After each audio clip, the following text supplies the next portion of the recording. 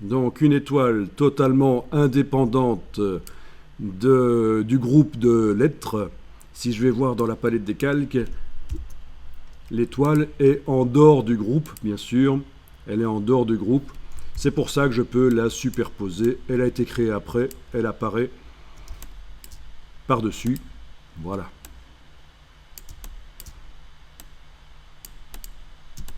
Ok. Alors, je vais tester quelque chose ici. Je vais juste faire une étoile. Je vais lui mettre comme couleur de fond, juste du bleu comme ça. Comme couleur de contour, aucune. Voilà, donc c'est juste une étoile à fond bleu. Ok.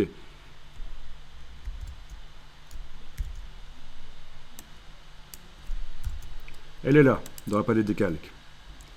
Que se passe-t-il si je la glisse dans le groupe qui contient les lettres? Je vais peut-être ici agrandir un peu les vignettes. Menu de la palette des calques. Option de panneau. Je vais faire un peu plus grand. Voilà, ok. C'est un peu plus grand. On voit un peu mieux. Voilà. Que se passe-t-il si je glisse cette étoile dans le groupe?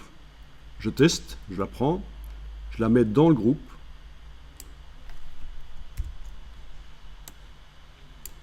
Voilà. Elle a pris les caractéristiques qui sont appliquées sur le groupe.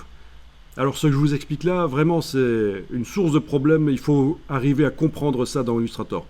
Le groupe, vous vous souvenez, c'est lui qui a subi, c'est sur lui qu'on a mis tout ce qui apparaît là dans la palette aspect, les trois contours.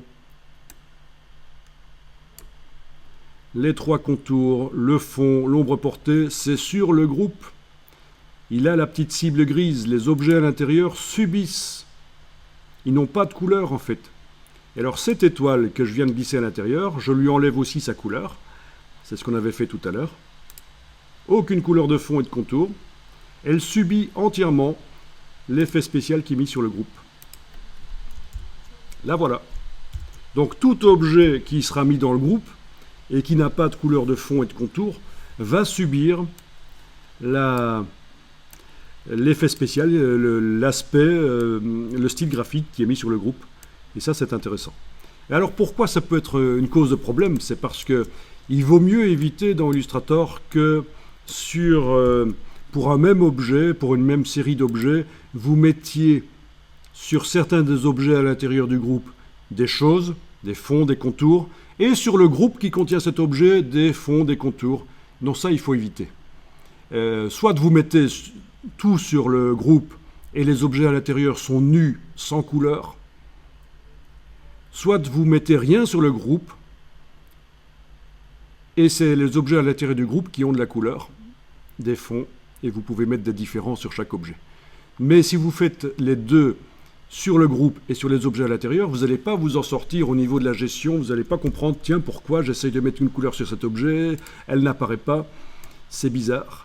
Voilà, donc ça c'est vraiment un conseil quand vous jouez avec des groupes, il faut décider ce qu'on fait, soit sur le groupe qu'on met les couleurs, soit sur les objets à l'intérieur du groupe, mais pas les deux en même temps.